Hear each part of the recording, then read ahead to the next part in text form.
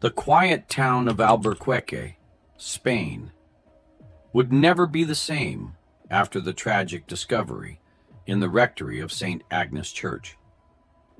It was here that a forbidden romance spiraled into a web of deceit, betrayal, and, ultimately, bloodshed.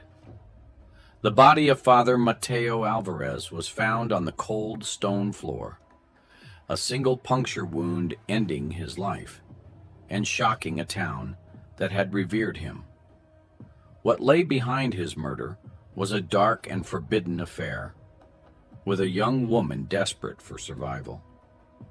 Father Mateo Alvarez had always been a figure of unwavering faith, a beacon for the people of Albuquerque, Spain. At 42, he had spent nearly 15 years in this quiet town, becoming not only a spiritual guide, but also a dependable fixture in the lives of the townspeople. Those who knew him saw him as a humble man, carrying himself with a calm dignity that gave comfort to those in need.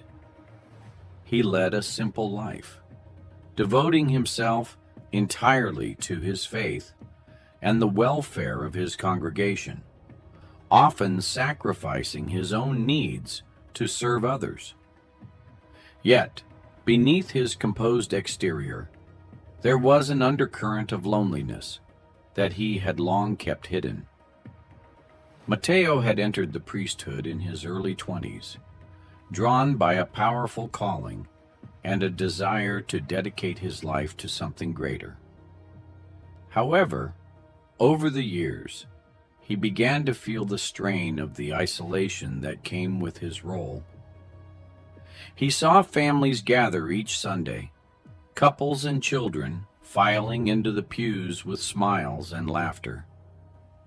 They found companionship, and he, in contrast, returned each night to the quiet rectory, where the only sound was the ticking of an old clock by his bedside.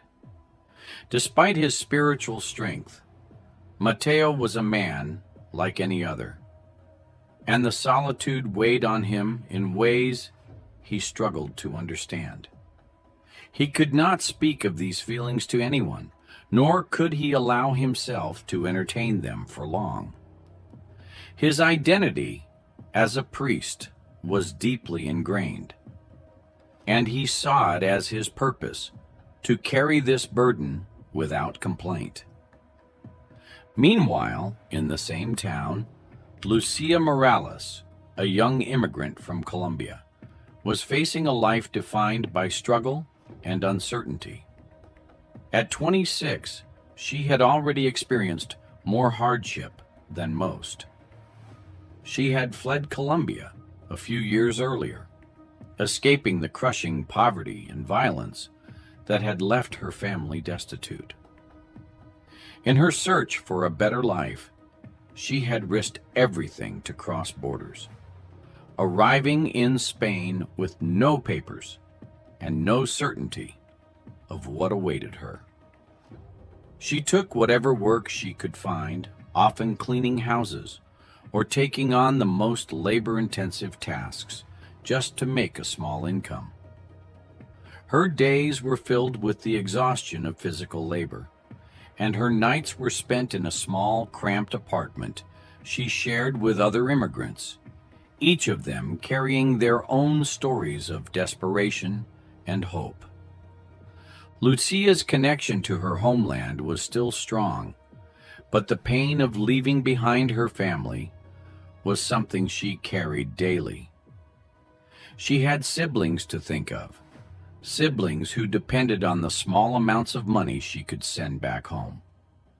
But she also knew that without legal status, her situation in Spain was precarious.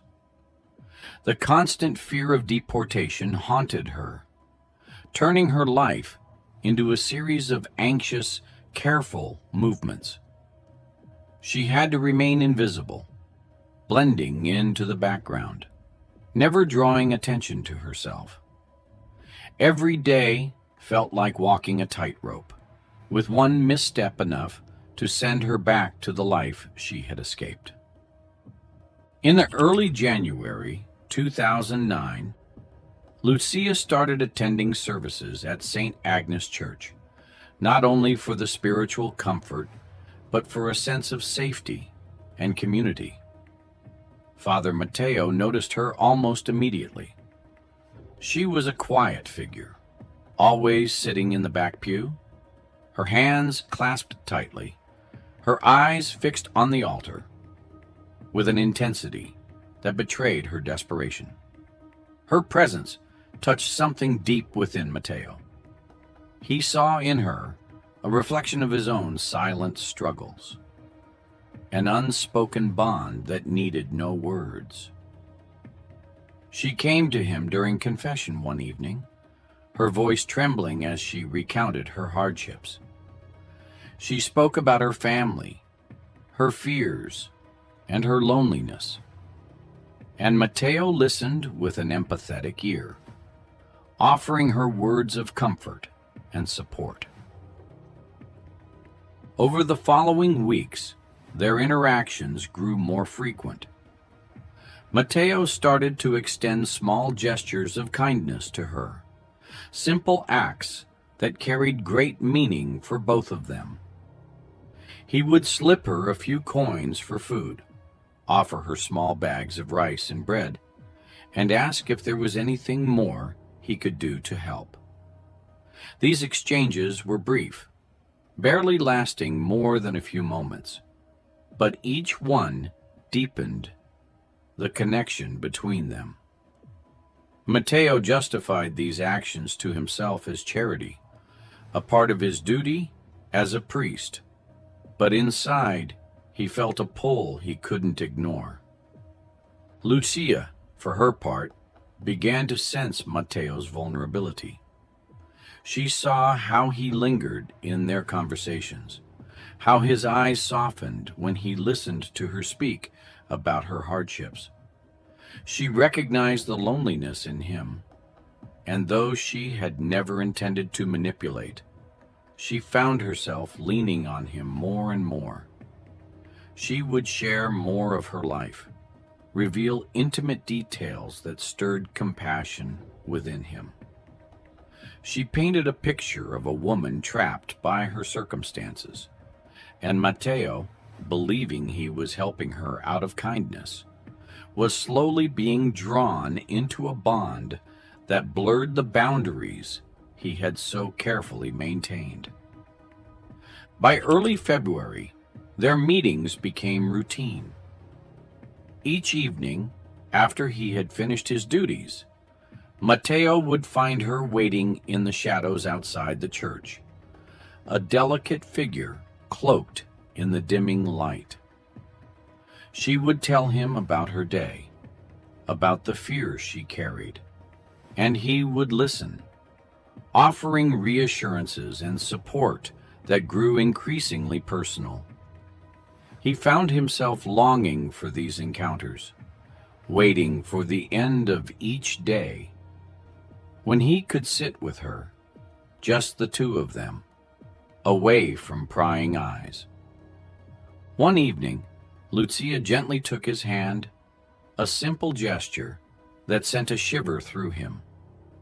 He felt a strange warmth, a yearning he hadn't allowed himself to feel in years.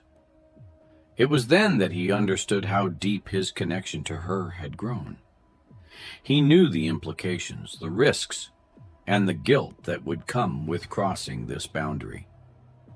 Yet, in that moment, his resolve weakened, his conscience clouded by emotions he had kept locked away. Their affair began that night, cloaked in secrecy, and marked by the intensity of forbidden passion.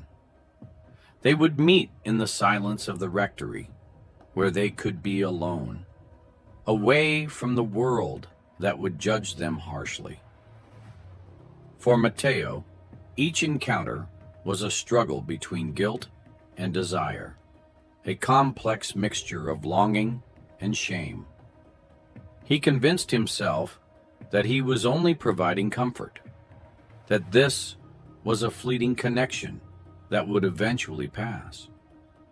But the more he tried to rationalize, the deeper he fell, entangled in a web of emotions that left him questioning everything he believed.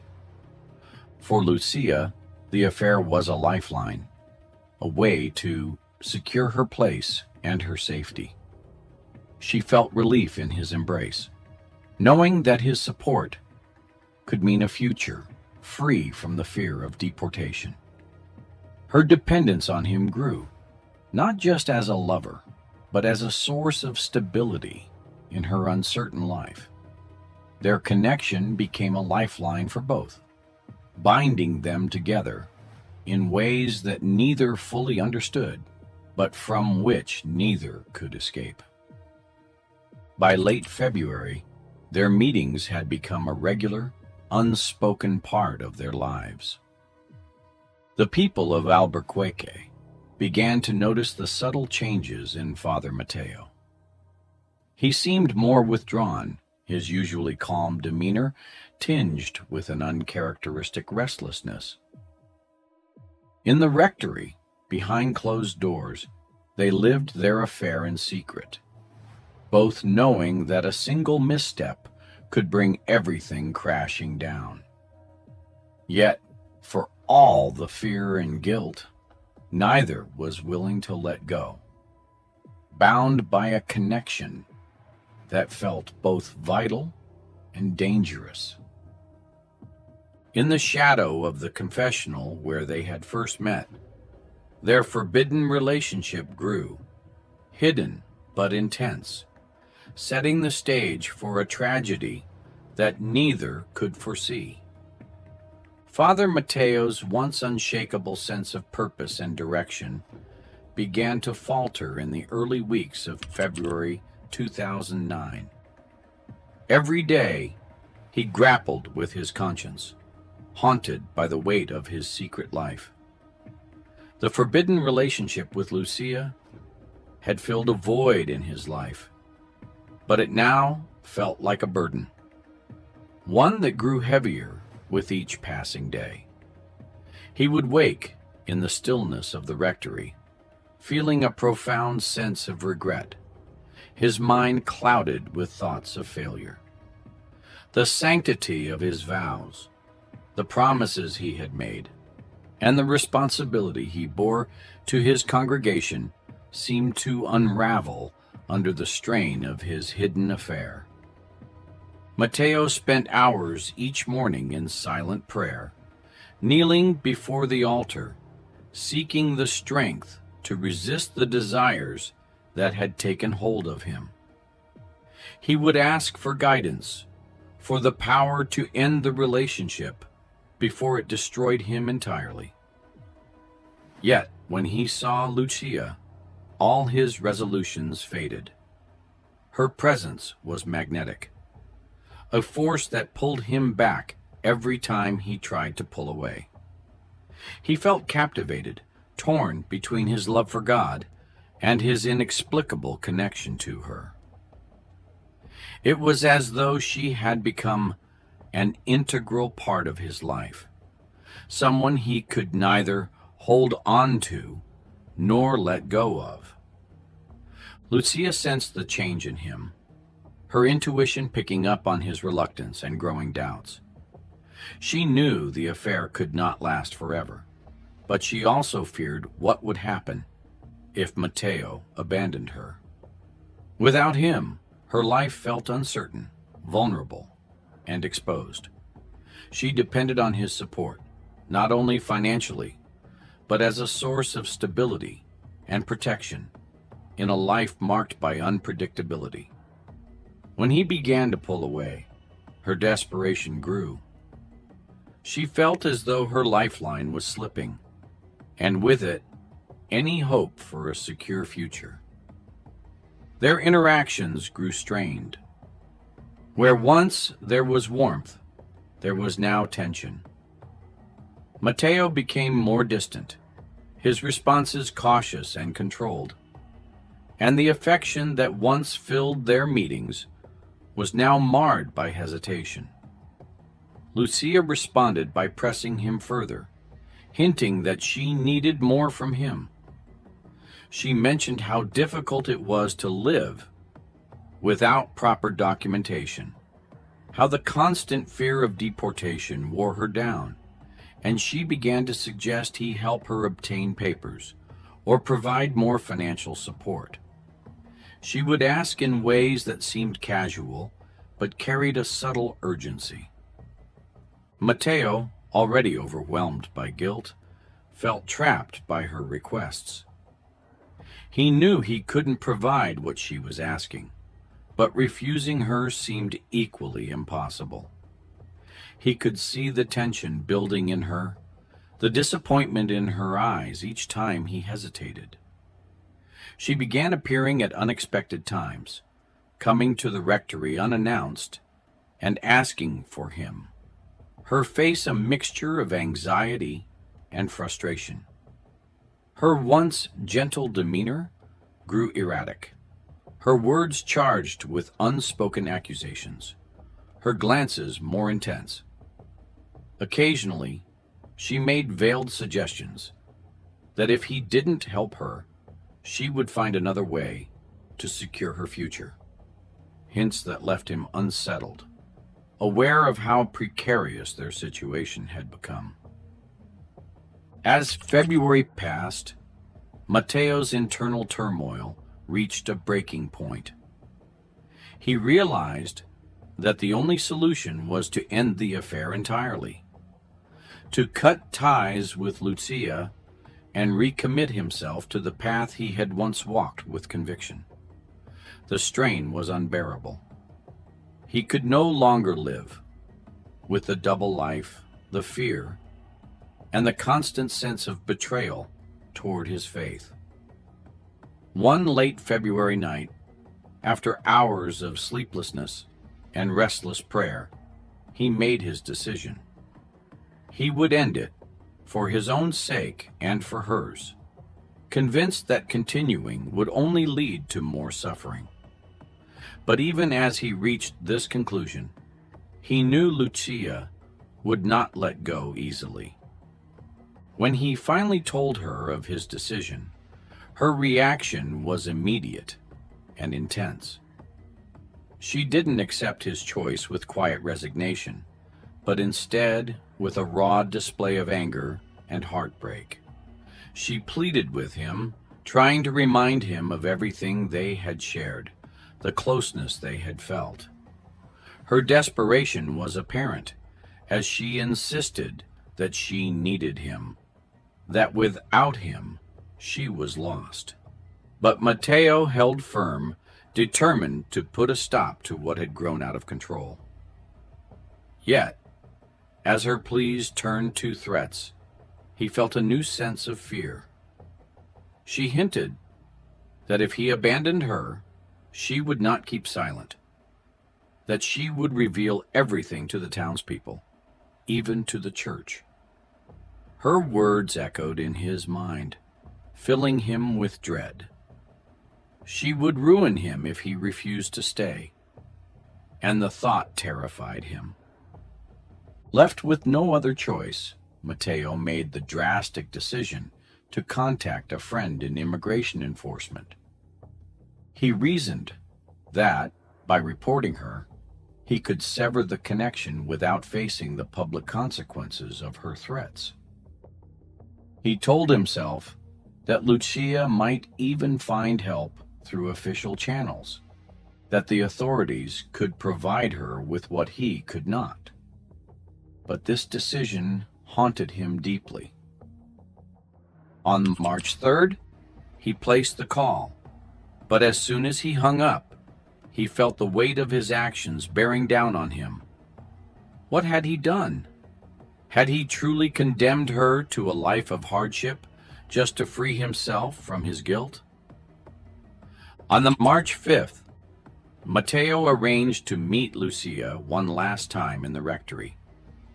His mind was clouded with anxiety as he awaited her arrival, knowing this would be the final step in ending their entanglement. As the door opened and Lucia entered, he could sense the tension in the air, thick and almost suffocating. He struggled to maintain his composure as he explained his decision, his voice steady but heavy with the finality of his words. He told her he had done what he needed to do, hoping she would understand that there was no other way. The atmosphere was tense, silent for a few moments, as the realization sank in for Lucia. But instead of understanding, her reaction was explosive, a wave of fury and betrayal that surged through her. She looked at him, her eyes wild with disbelief and rage. All at once, the desperation she had held back erupted in a fit of fury. Without warning, she reached for the nearest object, a heavy brass candlestick, and brought it down on him with the force of her anger and heartbreak. The first blow stunned him, and, in the brief moment of confusion, she grabbed a letter opener from his desk and plunged it into him. The act was swift but brutal. Matteo fell to the ground, his life ebbing away as his blood stained the cold stone floor of the rectory. His last moments were a mixture of shock, pain, and a tragic sense of loss, as he realized the full cost of the choices they had both made. Lucia, standing over him, felt the weight of what she had done settle upon her, a silence that held nothing but the finality of their story. On the early morning of March 6th, the church caretaker, an elderly man named Don Luis, arrived at St. Agnes as he had every morning for the past 20 years. He was a quiet figure in the town, known for his devotion to the church and his punctuality. As he unlocked the doors and began his rounds, he felt a strange chill in the air. The rectory was unusually silent, and there was a faint, metallic smell lingering, a scent he could not place, but that instinctively filled him with unease. As he moved toward Father Matteo's private quarters, he noticed that the door was slightly ajar, a small detail that felt wrong to him. Father Matteo was meticulous, careful with even the smallest details, never one to leave a door carelessly open. Hesitantly, Don Luis stepped into the room, his eyes adjusting to the dim light filtering through the narrow window. Then he saw it. Father Matteo lay motionless on the cold stone floor, his body lifeless, a dark pool of blood around him. The sight was horrifying, and the shock that rippled through Don Luis rendered him speechless for several long moments. When he finally managed to move, he ran outside, calling for help, his cries breaking the morning's silence. By the time the police arrived, the news had already begun to spread. The once peaceful grounds of St. Agnes were soon swarmed with officers, medical personnel, and curious townsfolk who gathered anxiously outside, whispering to each other in hushed tones. The small town had never seen such a tragedy, and the community was in shock, struggling to understand how this could have happened to the man they revered as their moral guide. Inside the rectory, the police began their grim work, documenting every detail of the scene. The initial examination suggested a violent struggle, evidenced by the overturned chair and shattered glass on the floor. Their eyes fell on the table where 2 wine glasses sat, one still half full, a silent witness to an intimate encounter gone horribly wrong. The officers exchanged glances, sensing that this was no ordinary crime. They could see that Father Mateo's death was not just an attack, but something far more personal, a betrayal. The town was left reeling, and the whispers began almost immediately. The townspeople, who had known Father Mateo as a pillar of strength, were torn between grief and a growing sense of confusion. They struggled to reconcile the image of their trusted priest with the dark implications that his violent end suggested.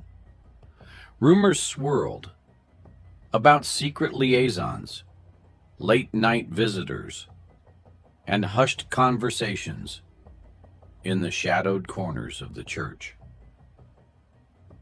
The mystery surrounding Father Mateo's death gripped the town, with every new piece of information only deepening the scandal.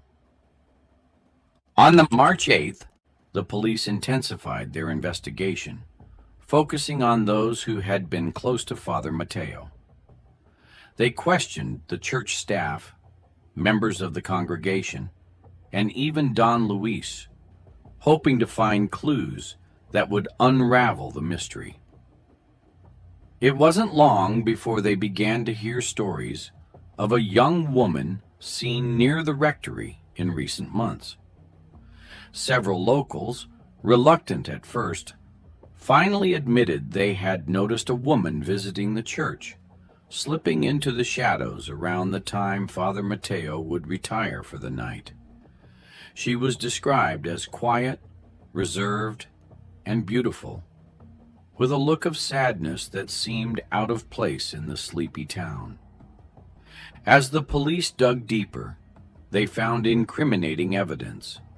A series of letters, notes Lucia had left for Father Mateo, hidden away in his desk drawer. The letters spoke of longing, of the pain of separation, and hinted at moments of tension between them. The relationship was more complicated than anyone had imagined, with hints of desperation and passion woven through each line. Each letter painted a picture of a relationship that had grown from kindness into something forbidden, and eventually something dangerous. By March 12th, the police had pieced together enough to form a clearer picture of what had transpired.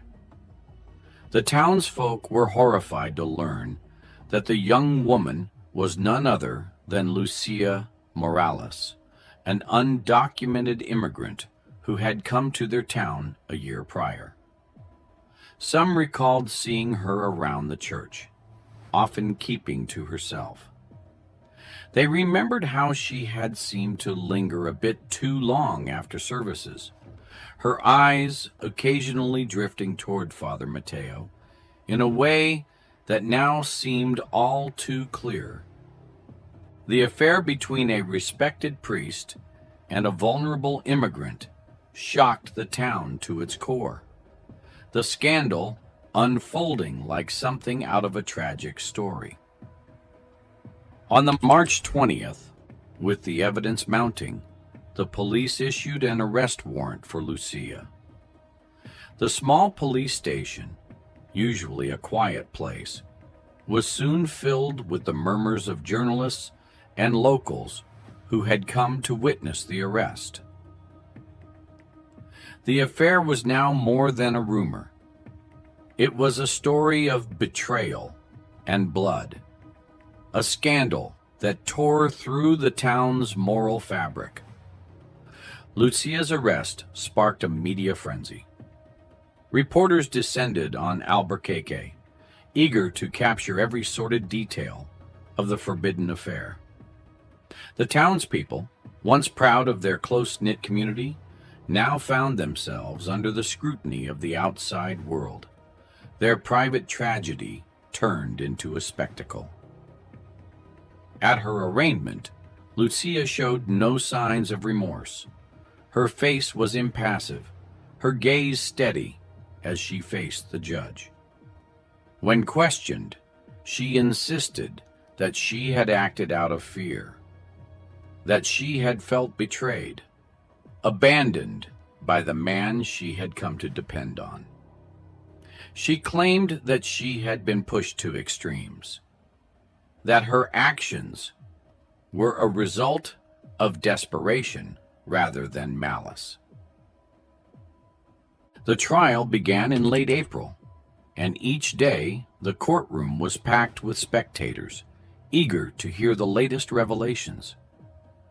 As the prosecution presented its case, they revealed the letters, the wine glasses, and the testimonies of those who had seen Lucia and Matteo together. Each piece of evidence chipped away at the townspeople's former reverence for their priest, exposing the layers of secrets that had led to his tragic end. Some people in the town could not believe the reality unfolding before them, struggling to accept that the man they had admired had been living a hidden life so at odds with his role. Throughout the trial, Lucia maintained a cold and unrepentant demeanor. Her statements painted her as a woman who had been abandoned, betrayed by a man she had trusted. She portrayed herself as the victim of a love that had turned sour, a woman who had nothing left to lose. The jury watched her carefully, their expressions hardening with each contradiction in her story, each revelation that pointed to a calculated act rather than a moment of desperation. By the May 15th, the trial reached its conclusion. After days of deliberation, the jury returned with a verdict. Lucia Morales was convicted of murder, her actions deemed too calculated to be forgiven as a crime of passion. The town was left to grapple with the reality of the scandal that had rocked their lives. The once vibrant community of St. Agnes became a somber place. The church itself, now a reminder of the secrets that had festered within its walls. The townspeople struggled to rebuild their faith, haunted by the memory of Father Matteo, the man they had trusted, and the woman who had turned his life into a tragedy. St. Agnes Church, once a place of solace and hope, became a quiet, empty shell, its congregation scattered and wary, their belief in the sanctity of the church forever marred. Albuquerque was left to grapple with the legacy of a scandal that would forever change the way they looked at faith, trust, and betrayal. Make sure to check out a similar case like the case where a housewife's affair with priest shocked the community. Don't forget to like and subscribe so you don't miss out on our daily updates.